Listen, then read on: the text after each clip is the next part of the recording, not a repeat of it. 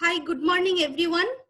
Today I'm going to discuss about the wet corrosion and the prevention we can take to protect the different instruments from the corrosion. So in my last lecture, I have told about the definition of corrosion and the effects of corrosion, different types of corrosion and the mechanism of the dry corrosion. And I have given different examples along with the reactions. So today I will tell about the wet corrosion and how we can take prevention from the corrosion. And here you can get my email ID and mobile number in my personal information. So if you have any doubt, you can communicate with me. And the most important part, that is my course page. So here I have uploaded all the study materials. So if first of all, you have to join with my code, that is DMBC. Then you can access all the study materials. Not only that, you can get all the questions and the semester questions also, and the solve problems. The subject name, that is chemistry, and the subject code CH101 for odd semester, CH201 for even semester. And this course is for undergraduate BTech students, and the streams are CSE IT Civil Mechanical for even semester and Electrical ECBME for odd semester. Credits 3, contact hours 35.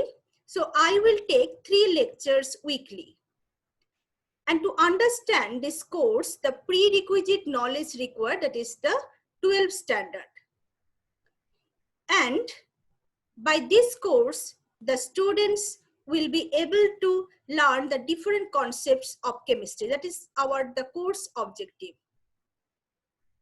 And in the course outcome for corrosion, so students can apply their knowledge for corrosion control in different fields.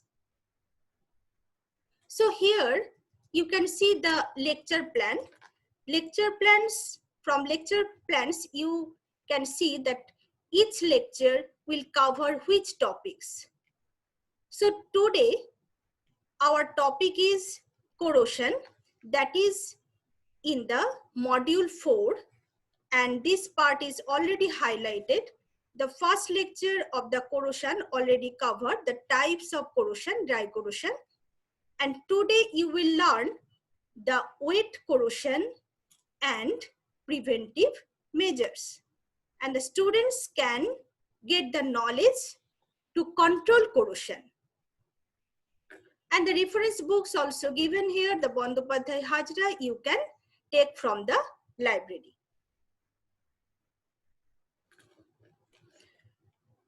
So first, I like to ask you that you tell that what is corrosion. You have learned in the last class that what is corrosion.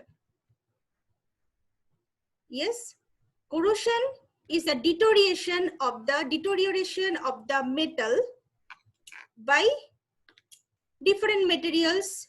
It may be oxygen, it may be chloride, it may be sulfide. Okay, so I told also that 2 types of corrosion possible. One is dry corrosion or chemical corrosion. Another is electrochemical corrosion or wet corrosion. So this is our metal. Now metal can be corroded. So you know that there is 2 types of corrosion. One is chemical corrosion, another is electrochemical corrosion. So also you have learned that why metal is corroded, because it like to become thermodynamically more stable. That is why the metal is corroded. So to get more stability, metal, the pure metal which remains at higher energy level, that reacts with different materials to become in the lower energy level.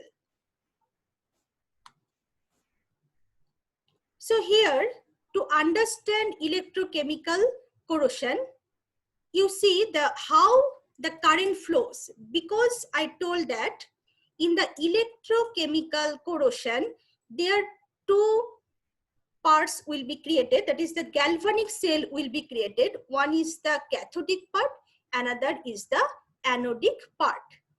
So here you can see, if we take the steel and copper, so the current will flow in which direction? This is the positive, this is the negative. So you can see the current flow through the lamp from copper plate to the steel plate. Okay, so the driving force of the current is difference in electrical potential between the copper and steel. So it depends on electrical potential of copper and steel, that from which metal the current will flow to which metal. So the circuit must be closed, then current will consequently flow in the liquid. And you know that current generally flow from positively charged iron atom, leaving the steel plate, and the steel plates corrode. So in this case, what happens? If we take the combination, that is the galvanic cell, if we take combination of steel and copper, then steel will be corroded. And the deposition will take place on copper. So the corroding metal surface is called anode. Oxygen and water are consumed at the surface of the copper plate, and hydroxyl ions, which is negatively charged, are formed. The negative hydroxyl ion neutralize the positively charged iron atoms. The iron and hydroxyl ions form ferrous hydroxide, that is the rust. So that is the basic principle. So here you can see in the anodic part. Let me show properly. In the anodic part, which reaction is taking place? The iron release electron and it becomes Fe+2. So this part is corroded. This part is corroded.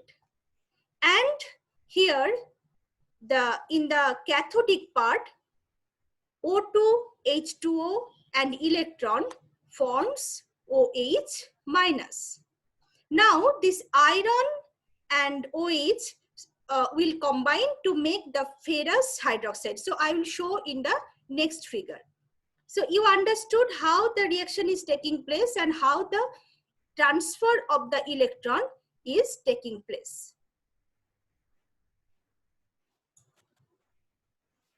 So now look here, the anode, the electrode from which positive current flows into the electrolyte, cathode, electrode through which positive electric current leaves an electrolyte. So you understand which is the anode and which is cathode. Now see here. So you got in the anode, you got Fe+2, and in the cathodic part, you got OH minus. So these two combine together and we get ferrous hydroxide. Okay, so we get the deposition of the ferrous hydroxide, that is basically rust. So our iron is corroded. That means the iron decreasing, iron is corroded and the deposition takes place at the cathode.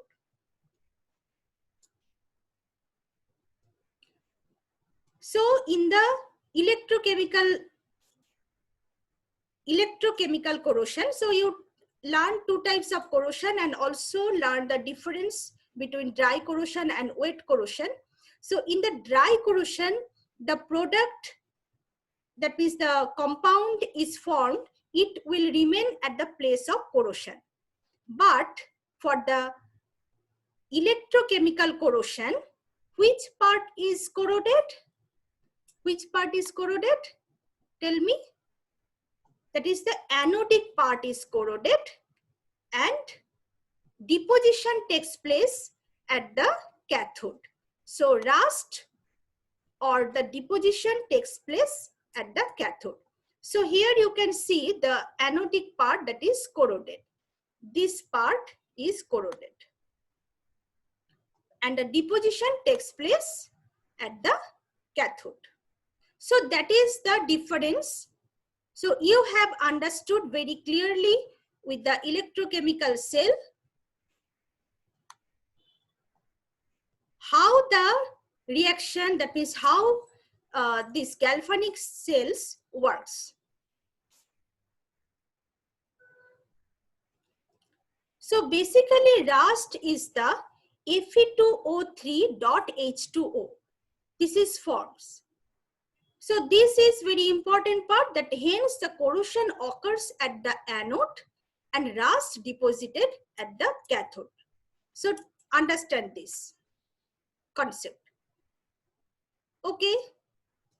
So now why, that means we are taking the different materials. So different, if we take different materials, so which material will be corroded and on which material it will be deposited? It depends on electrode potential, the galvanic series. Okay, so in the example above, it was shown that the driving force for the flow of current and thus the corrosion is a difference in electrode potential. Okay, it is due to the difference of electrode potential of the metal. And what is electrode potential? Electrode potential of a metal is an indication of the tendency of metal to dissolve and corrode in a certain electrolyte. Okay, so electrode potential of a metal is an indication of the tendency of the metal to dissolve and corrode in a certain electrolyte. So reference is also made to the nobility of the metal. So more noble the metal, the higher the electrode potential is, the less the tendency it has to dissolve in the electrolyte.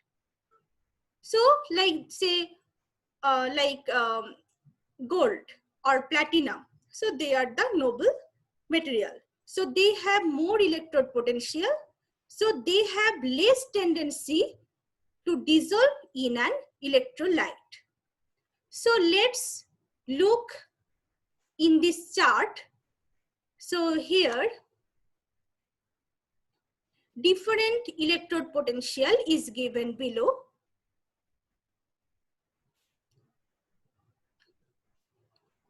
Okay, look carefully. The electrode potential of different metals can be specified in relation to one another in galvanic series for different electrolytes. The galvanic series of various metals in seawater shown below. So here you can see that the gold, that is positive 0.42. Silver, this one is, for silver, what is given? That is plus 0.19. So it is decreasing. For copper, stainless steel, that is plus 0.09. Copper 0.02. Tin, it is minus 0.26. So you can understand that the electrode potential higher for gold, silver, so they have the less tendency to be dissolved in the electrolyte. But say zinc is minus 0.86. So it will be highly dissolved in electrolyte. So here you have seen that the copper, we have to see the relative part. That means which will be like steel. Steel has the electrode potential, that is the minus 0.46. So we have to take the comparison. Like say, if we take steel and copper. So steel has minus 0.46, that means it has high tendency to dissolve in the electrolyte, but copper is plus 0.02. It has less tendency. So what will happen? So if we take two combination, like say iron and copper, so what will happen? Iron will be corroded and it will be deposited on copper. If we say, as for example, if we take zinc and iron, so like say if we take zinc, for this one,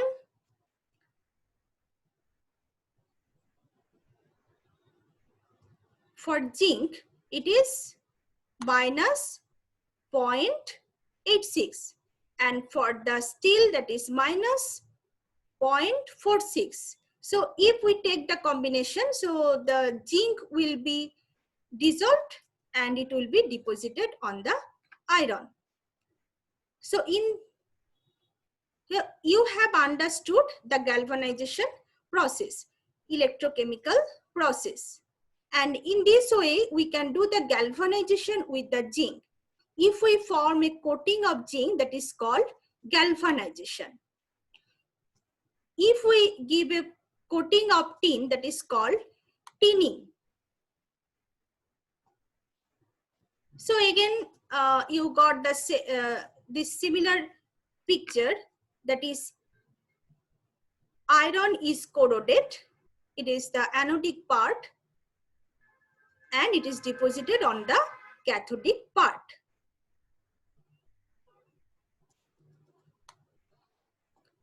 So rust formation, the total mechanism is given here. It is very well representation. So you can also represent it in this way. So look at here, at the cathode part, the OH minus is formed, and at the anode part, the iron plus is formed. After that, they combine together, then ferrous hydroxide is formed. That is our rust. So this is the basic or mechanism of the electrochemical reactions. So always in the electrochemical reactions, always the galvanic cell will be produced. There will be cathodic part and there will be anodic part. So this is the different conditions, like acid media. At the cathodic part, hydrogen will be liberated, and it is the neutral media or alkaline media. There will be different reactions. So there are different parameters which affects corrosion rate, like say oxidizing agents or say temperature. If the temperature increases, then the corrosion rate also will be increased. And concentration, like say pH value. If we do in the acidic medium, so rusting of the iron will be increased. So different condition of the environment affect on the corrosion. Now, the different types of electrochemical corrosion. So basically, the different types of electrochemical corrosion, the basic part is same. Like there will be two parts, anodic part and cathodic part. Now first, I'm showing you the galvanic corrosion. So galvanic corrosion already you have learned, that means there will be two dissimilar metal. So based on the electrode potential, one will be corroded and the deposition will take place on other. Like say zinc and copper. So zinc will be corroded and the deposition will be taken place on copper. And the example you have seen, the iron versus copper. So iron is corroded as its electrode potential is less than copper. So you have learned the galvanic corrosion. So here the examples, already I have told, example is given here, that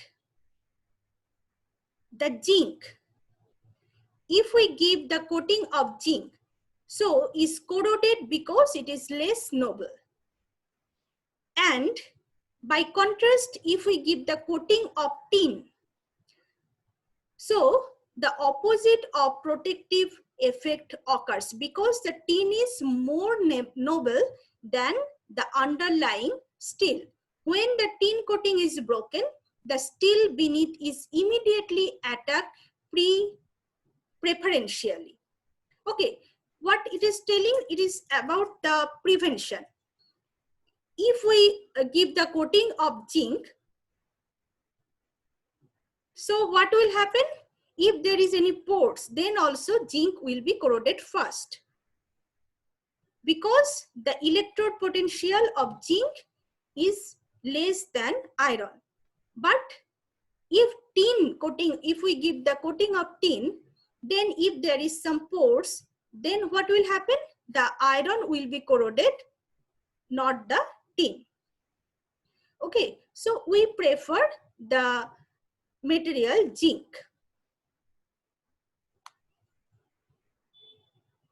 So here you can see the galvanic series. So first here is the zinc, then aluminium, then cast iron, then brass, then copper, stainless steel, titanium. So on this, the corrosion depends. Next is pitting corrosion. So I told the basic principle is same, only it take place in different position. So based on the position, it is named differently. Like say at the anode, it is the anodic part. So pitting corrosion means there is a small pit. You can see a pit and the water droplet will be there. And here where there is the water drops, there is the deficiency of oxygen. Where there is deficiency of oxygen, it will become anode and iron will become Fe+2. And at the cathode, that means this part, there is plenty of oxygen. So at the cathode,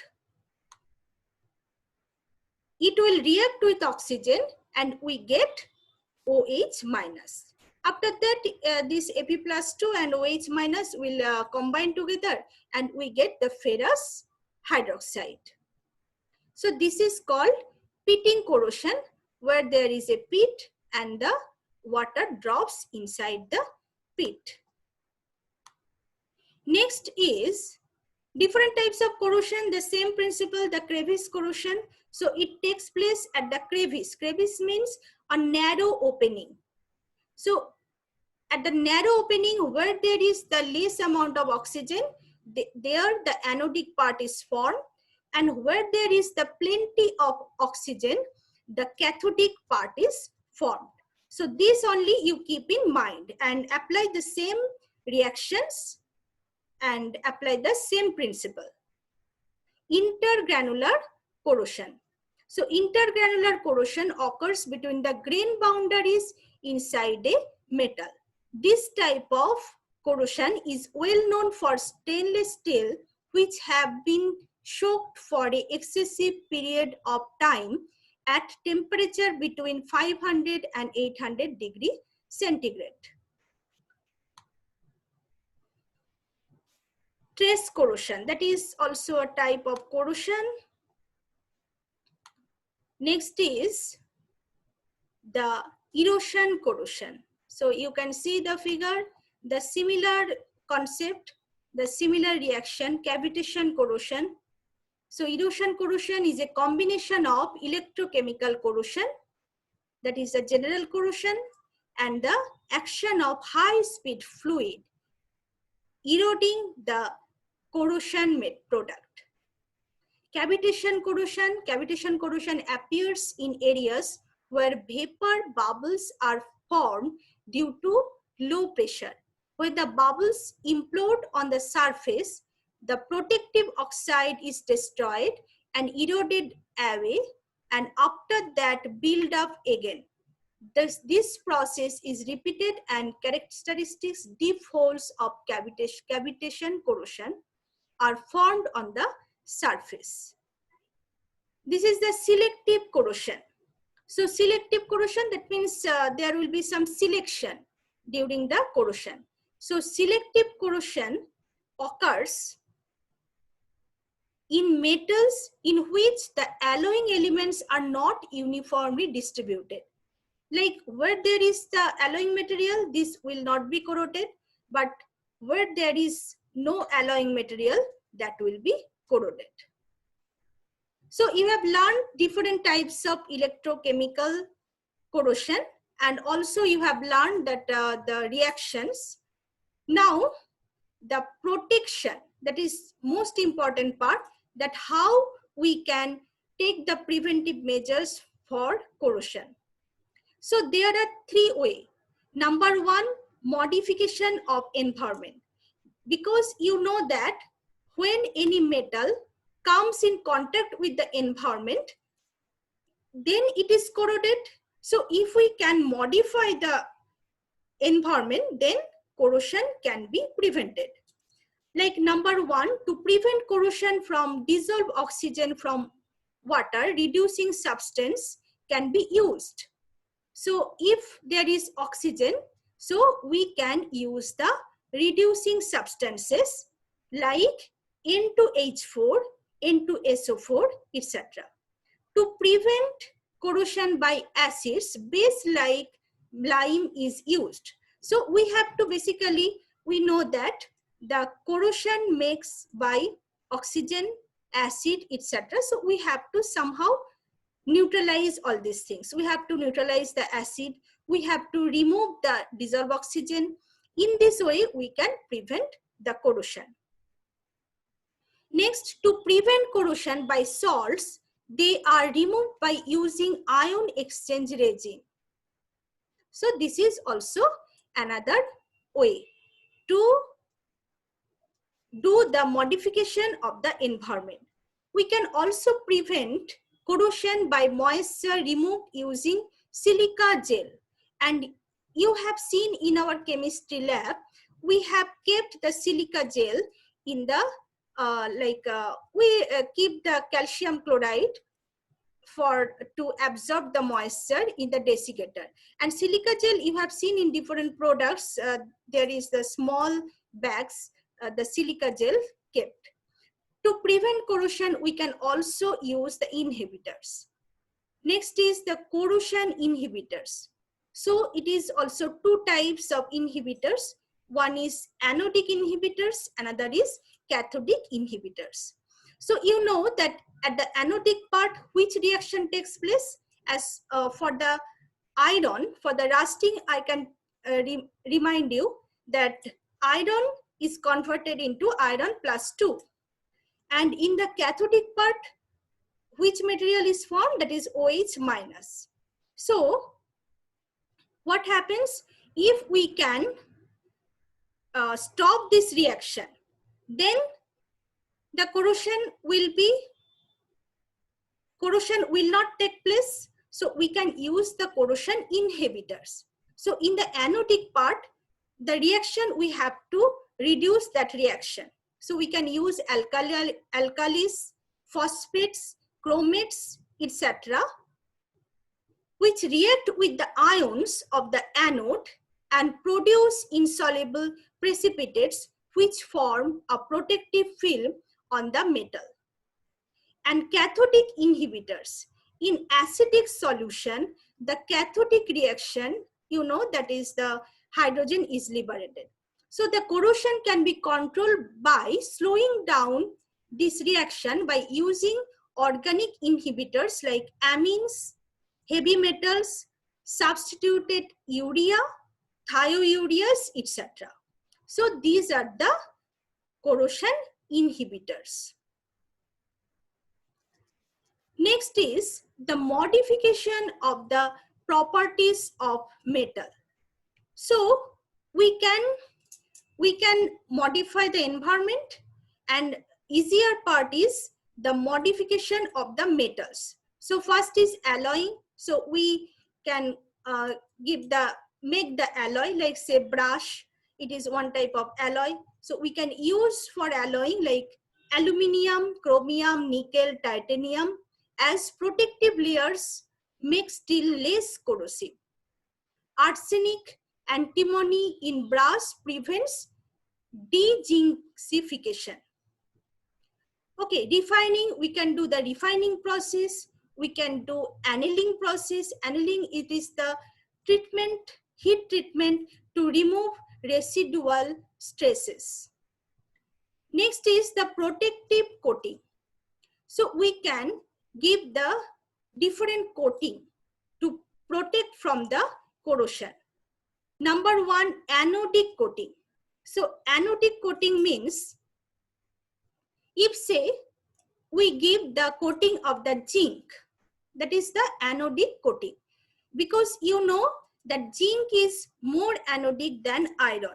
That means if there is the iron, combination of iron and zinc, then zinc will be corroded first. So zinc will be the anodic part and iron will be the cathodic part.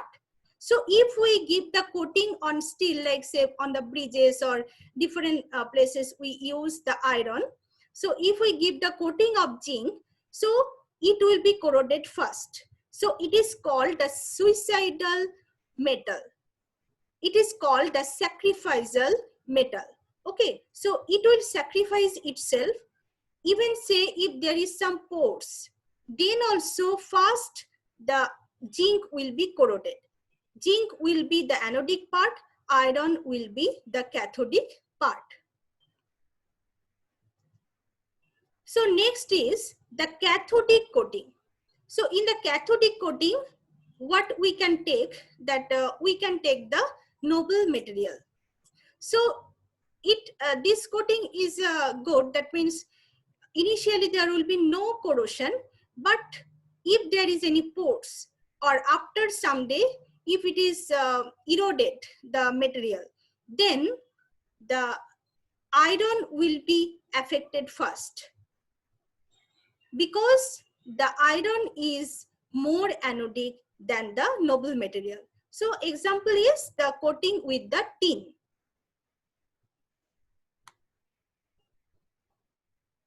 Next, we can give different coatings like inorganic coatings, phosphate coating, chromate coating. Also, we can use the organic coating like paints. So generally when our old materials like say almirah or the cycle, we generally what we do the painting to protect from the corrosion. So we can use paints, etc. So what you have learned today, if I summarize, you have learned number one, different types of electrochemical corrosion.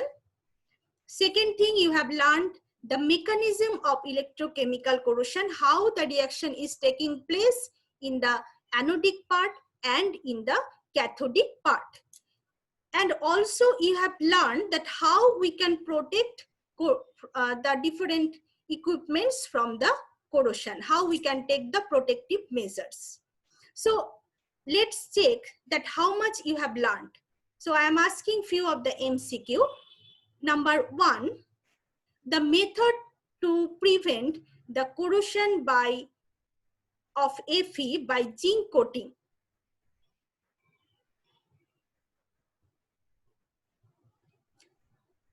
What is it? The method to prevent the corrosion of Fe by zinc coating, what is it? The answer will be galvanization. Number two, foodstuff containers should not be galvanized. Why? Because the acid parts of the food can leach and the zinc can come into our foodstuffs.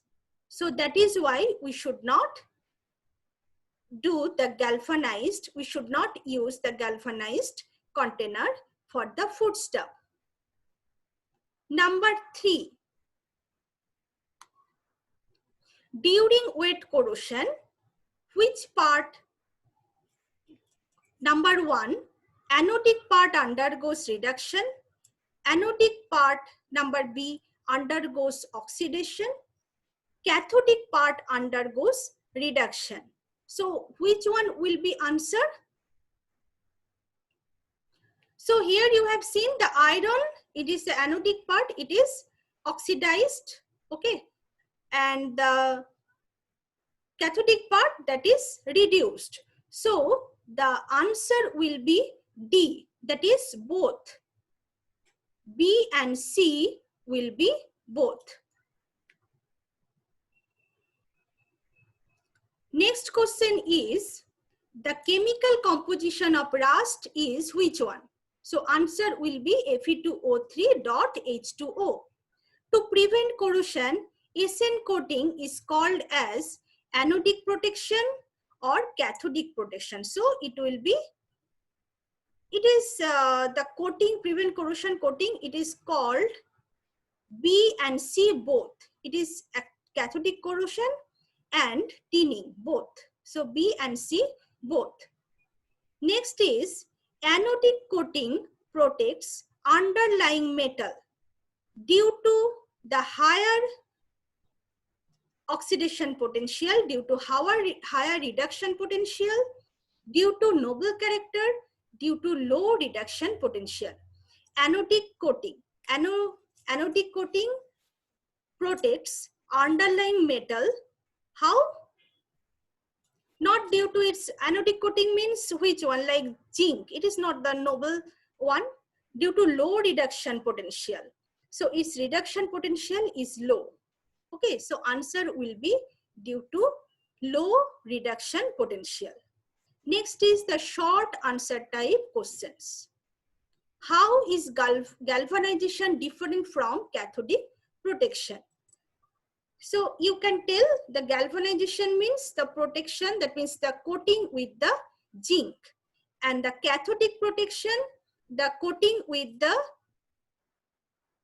material which is more noble than the other, on which we give the protection, like the tin. Differentiate tin with the iron, basically. Differentiate between chemical corrosion and electrochemical corrosion. So you have learned it, that you can tell different types, that what is dry corrosion, what is the electrochemical corrosion. Next is, explain 2 methods to prevent from corrosion. So any method you can explain, either the modification of environment, either the modification of the materials, or cathodic coating, anodic coating, or the coating with the paint, organic coating, etc. Okay, write short note on inhibitor. So you will explain 2 types of inhibitor, cathodic inhibitor and anodic inhibitor.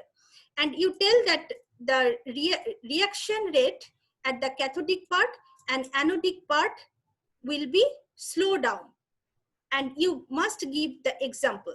When you will say the cathodic inhibitor, so the reaction at the cathodic part will be slow down, and additionally you have to give the examples. Okay, so I hope that all of you understood very well. You have enjoyed my class. If you have any doubt, you can communicate with me. Now, I am ending this session. Thank you.